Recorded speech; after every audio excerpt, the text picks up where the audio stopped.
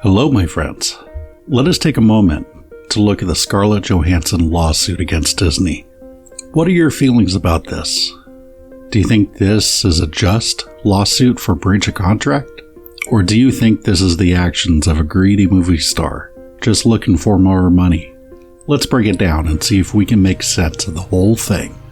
As of the time of recording, this case had just been settled in a binding arbitration. But we'll get into that later. One thing I will say about this after doing some research on the matter is this case may potentially determine actor contracts going forward. It could have ramifications on how studios pay creatives, writers, directors, actors, and thus what type of entertainment we get going forward. So let us dive into the subject. A brief history of movie theaters and how they in the studio make money. Prior to 1914, people watch movies in a very modest setting. These are often referred to as Nickelodeons. These typically cost, as you could probably guess, a nickel to watch. Nickelodeons usually last between 15 minutes to an hour, all while being accompanied by a piano player. The films were silent at the time. By 1910, there were 10,000 Nickelodeons, and a huge demand for silent films and projection equipment. This eventually gave birth to the modern motion picture industry as we know it. In 1927, The Jazz Singer was released, and it marked the first feature-length movie with synchronized dialogue. This gave rise to what is often referred to as the talkies. For years, the Hollywood film industry operated in what was called the studio system. A quick definition is as follows. The studio system is a business method where Hollywood movie studios control all aspects of their film's production, including production, distribution, and exhibition. Dominated by the Big Five studios, all personnel, including actors, crew, directors, and writers, were under contract to the studios. It made for efficient and assembly line style filmmaking that dominated the industry for about 2 crucial decades. Characteristics of the studio system included studios owned their own movie theaters, which would play their movies. Studios offered independent theaters a block set of films, known as block booking, containing desirable movies mixed with unwanted ones. Unwanted ones like The Last Jedi. That would definitely be bundled in there. Everyone from actors to directors were paid a salary instead of per film. This was from the Studio Binder website. Aside from the Last Jedi part, that's all me. What's important to remember about the studio system is the studios usually did their own distribution, having the theaters they could distribute the movies to. In the Supreme Court case, the United States v. Paramount, the court deemed the studios had violated antitrust laws. This ruling effectively ended the era of the studio system. One of the 2 takeaways that are relevant to this lawsuit is that the employees, including directors and actors, are paid per movie instead of a salary, and studios do not distribute their own movies. For reference to viewers my age, it's one of the reasons why Lucasfilm produced Star Wars, but they were distributed by 20th Century Fox. Now this is pre the Disney buyout. So far so good? Great. Here's where things get a little murky when it comes to distributors and studios. There are 9 types of distribution agreements that can be reached. I'll go over the techie terms and try to sum up basically what it means.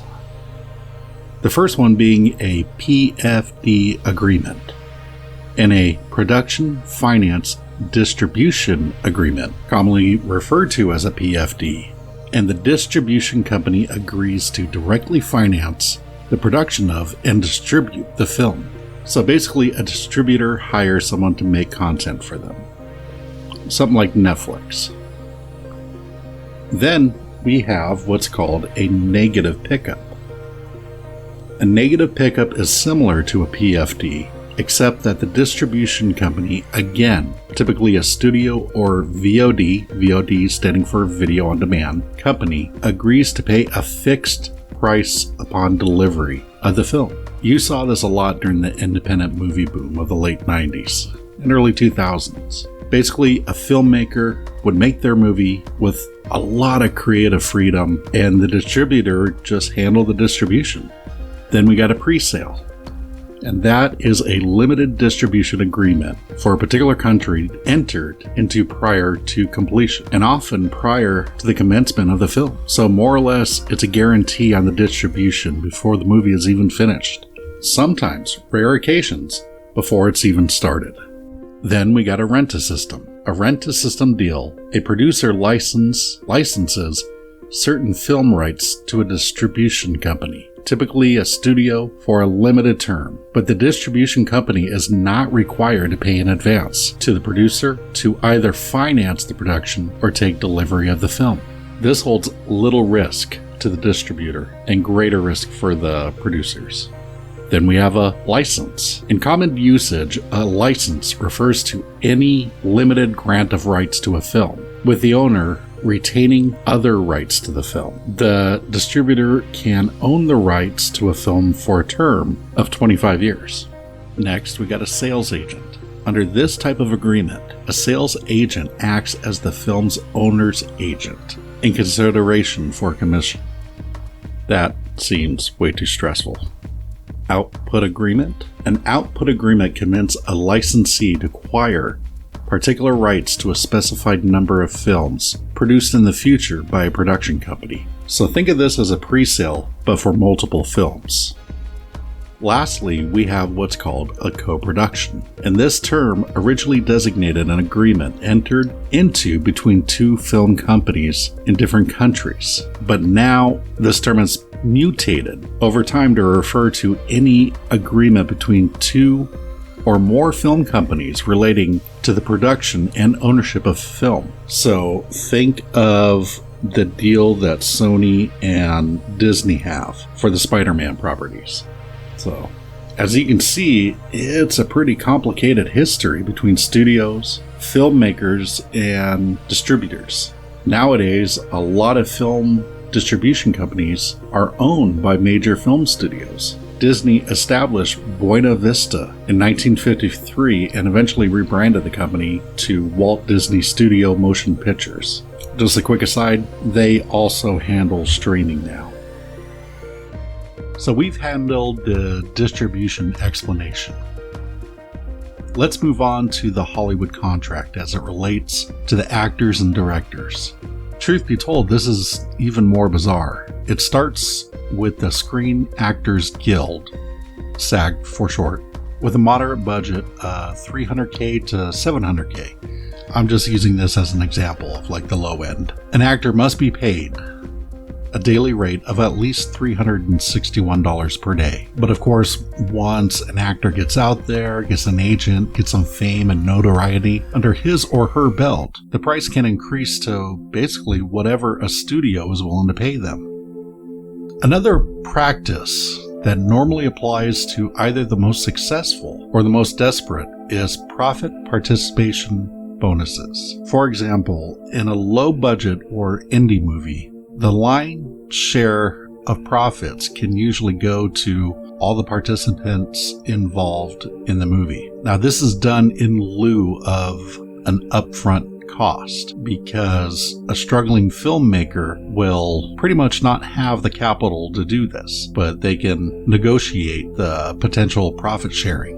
The other example is this being used as a way to sweeten the pot for already successful actors. When I say actors, I really mean movie stars. These are the people that could get a movie green-lit if they're attached to it. This is very rarefied air they occupy, and it's a really short list in the industry. But a good example is Arnold Schwarzenegger's deal for Terminator 3. He was paid a little over $29 million upfront, even if the movie didn't get made. He also had a 20% of the profit after cash break-even point. So this turned into an even bigger payday for the former California governor.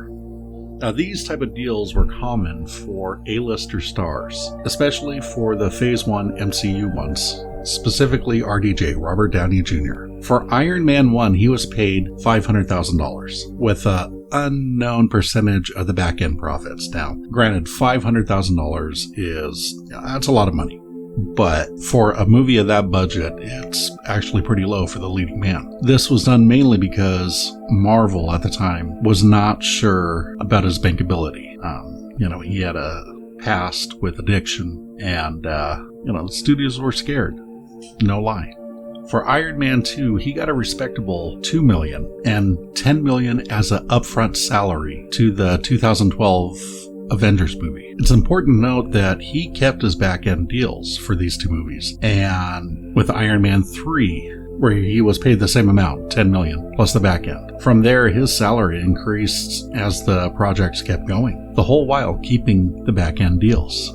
So, to make a long story short, he was paid $75 million up front for Avengers Endgame, and a rumored 8% back-end deal. So for the entire MCU that he appeared in, he might have made anywhere from $396 million to $435 million. Now this is the highest end, and I'm not going to do the same with the Chris's, Evans, and Hemsworth. But one thing we do know is their salaries substantially increase with each film. Scarlett earned $400,000 for Iron Man 2, and eventually pulled in $14 million for Avengers Endgame. Now, I'm not sure if the Chris's had back-end deals, but Johansson did with the Black Widow solo movie. And the reason it got made in the first place is probably having to do with representation more than anything else. You see, Marvel had Black Widow since 2010 and failed to give her a solo movie. In fact, Warner Brothers beat them to the punch with Wonder Woman. And for the record, this is the most successful DC EU movie to date. I'm pretty sure that pissed off Bob Iger. It's possible that the Disney Marvel Black Widow movie was a reaction to Warner Brothers getting the jump on them. And it could have also served as my bad to Scarlett. So as we found out during the process, Johansson was paid $20 million up front and an undisclosed back-end deal for the theatrical release. Now, when I mean during the lawsuit. Now that we've gotten the history out of the way, let's talk about the aspects of this lawsuit and the ultimate settlement. Originally, Black Widow was supposed to open in May of 2020, but due to the COVID pandemic, the majority of theaters were shut down due to social distancing guidelines. Eventually, Marvel's Black Widow opened up the next year on July 9th, 2021, with what was called a day and date release. Basically, the movie opened in theaters and was available on Disney Plus Premier Access. Disney had done Premier Access with Mulan and the Cruella live-action movie. Other studios have done something similar with their streaming services, like Wonder Woman 1984 on HBO Max. The problem as Johansson's camp, as they see it, is that she was promised a theatrical release for the movie, with a window of 90 days before it's available to stream in any capacity. Now, previous to COVID, that was pretty normal. That was the industry standard. The movie itself did around $150 million, both domestically and internationally, with another $60 million for the Premier Access rental. Scarlett claims that since her salary was based on box office performance, she lost around $50 million. Also, one thing to note is the $60 million from the Premier Access was solely Disney's, meaning no one else had to be cut in on it. So, Johansson pursued legal representation and filed a lawsuit. And this is where the mudslinging kind of came in. Disney threw some shade at her. They disclosed how much she made, and they said the dual release had significantly enhanced Johansson's ability to earn additional compensation on top of the $20 million she has received to date. Now, this is a little unusual for a studio to come out and say exactly what a movie star is paid for a project. In fact, Disney slung even more mud at her and said, The lawsuit is especially sad and distressing in its callous disregard for the horrific and prolonged global effects of the COVID-19 pandemic. Now, this was according to some Disney spokesperson. Really, they just kind of threw everything at her. They even brought up piracy, something that she has nothing to do with. But Johansson's lawyer, John Berlinski, started using terms like a misogynistic attack. And that kind of got people's attention. Also, the lawsuit and Disney's response to it indicates the Mouse House neglected to buy out the profit participation part of Johansson's contract. One may think it's a little bit much, given that she already got $20 million, but keep in mind, Warner Brothers bought out all of their talent's profit participation contracts to do a good chunk of their 2021 slate of movies on HBO Max. Some estimate that it was over $1 billion. Yes, $1 billion with a B dollars to do so. Gal Gadot and Patty Jenkins, both from Wonder Woman 84, received $10 million over their upfront salary for that very purpose. To me, it's surprising that Disney did not do that for Scarlett. I mean, one of the benefits of it is Gal Gadot and Patty Jenkins promoted Wonder Woman 84 on HBO Max. I mean, when you buy out their contracts, they're willing to do such a thing like that. Makes sense. Now, what is or may have been at stake is the future of talent contracts in the age of streaming. The question possibly being, what sort of metrics are they going to use for these contracts in lieu of box office numbers? One possibility is subscriber numbers. But if that is the case, the attractiveness of doing your own streaming service becomes less and less attractive as profit margins become slimmer and slimmer if you got to parcel out profit participation based on subscribers. The trial date was set for March of 2022, and that seemed like an awfully long time for both parties. A confidential binding arbitration was eventually reached on the 30th of September 2021. Scarlett Johansson and Disney seemingly had to resolve their differences. Now, the exact numbers, they're not going to be public, but the rumor is Scarlett Johansson was awarded a number in the tens of millions, in addition to what she's already made on the film. But more importantly, Scarlett was still on board to star in Disney's Tower of Terror. So, despite the lawsuit, she was able to preserve that relationship with a huge studio. With the success of Disney's What If series, especially the 8th episode that featured Black Widow prominently, it really has generated fan interest in the Natasha Romanoff version of Black Widow. Does that mean she'll ever come back to that role? Who knows? Probably not. But Marvel does have a way of surprising audiences sometimes. On Disney's part, Bob Chapek, the CEO, it was smart to do a binding arbitration instead of a trial. The results are confidential and both sides can publicly save face, and really that's what you want in a situation like that. By the way, one thing I noticed when I was researching this video was the United States v. Paramount decision of 1948 that split up the distribution and exhibition of movies from the studios. I'm really curious on how that applies to streaming services. There is some content that is only available on the studio-owned platform. Now, I'm sure legally everything is on the up and up, but it does seem like it violates the intent and the spirit of that decision. Oh, well, that was just an aside, and I'm a layman on this matter. I don't know this stuff. Anyway, I really hope you've enjoyed this look into the complicated past of Hollywood and how it relates to the Scarlett Johansson lawsuit against Disney that was recently settled in a binding arbitration. Please like and subscribe to keep more content coming. And also, not gonna lie, to feed my ego. And as always, fare thee well, my friends, and take care.